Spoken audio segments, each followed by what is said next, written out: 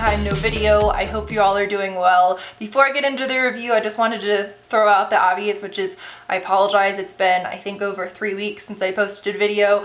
I know a couple of videos back in my update video about moving in school, which I'll link at the end of this, I'd said I was going to try really hard to do a video every single Wednesday. Obviously that has not happened, but I just want you guys to know that I have no plans of quitting BookTube or leaving. I think about this channel a lot in the videos that I want to film, but it's been an adjustment figuring out having time to read and having time to do this, and I think finally I'm starting to be able to figure that out. But today I will finally be reviewing, it feels as if I've been reading this for ages. I mean, it is a fairly hefty book, but that is NOS4A2 by Joe Hill.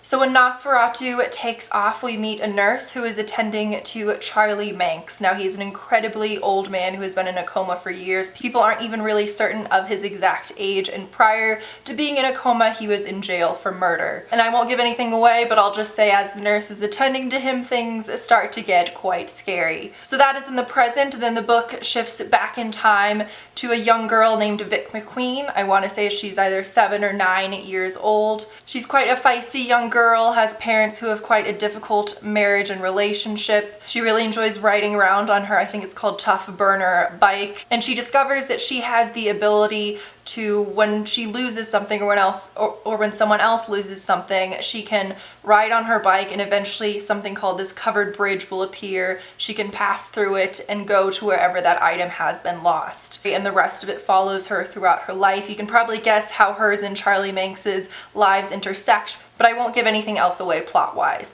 And I'm gonna put this down because I have weak wrists. So getting into what I liked and disliked about this book, anyone who reads this book I think is going to fall in love with Vic McQueen. She is incredibly flawed, and there are going to be a lot of times where you really dislike her as a character, but she's incredibly strong, incredibly intelligent. In terms of the characters, whether it's the villains or the heroes, one thing I really enjoyed is that you really learn about everybody's backstories, at least to a certain extent.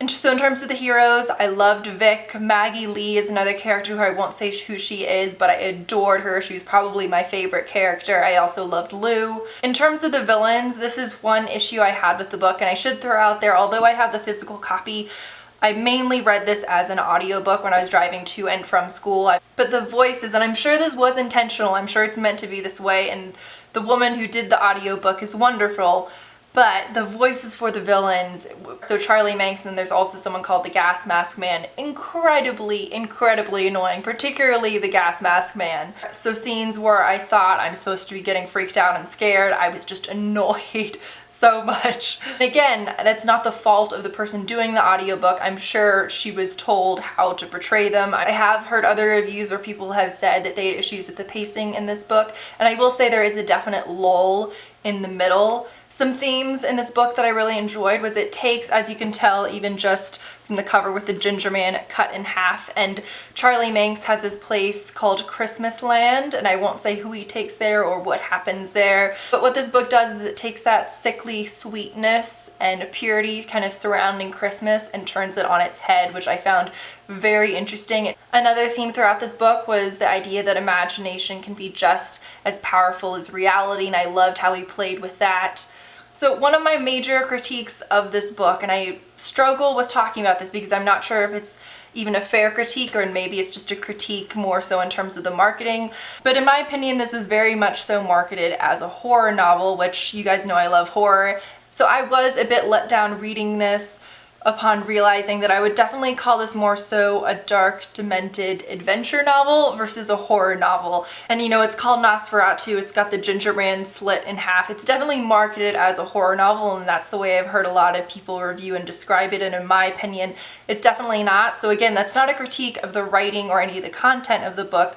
I just was hoping for more of a scare factor that really wasn't there. So in the end, I would give NOS4A2 by Joe Hill 4 out of 5 stars. Solid book. Joe Hill has definitely cemented himself in my mind as is definitely a very capable author with a really distinct voice. I always end up really adoring his characters, and I love how all of his books have this very demented, it's almost as if, and I said this about Horns, it's our world, but he shifts it and just pulls out the nastiness, not nasty in a sexual way, but like the nastiness of people, and kind of brings that to the surface, and I love how he does that. But make sure to go ahead and like this video if you enjoyed it, subscribe, recommend other videos you'd like to see me do in the future below. I also wanted to point out I'm reading, where is it? Oh, I think it's by my bed, but I'm reading The Likeness, which is the second book in the Dublin Murder Squad series, and I am enjoying that so much. So my next video will probably be a review of that, and I'll see you guys soon. Bye.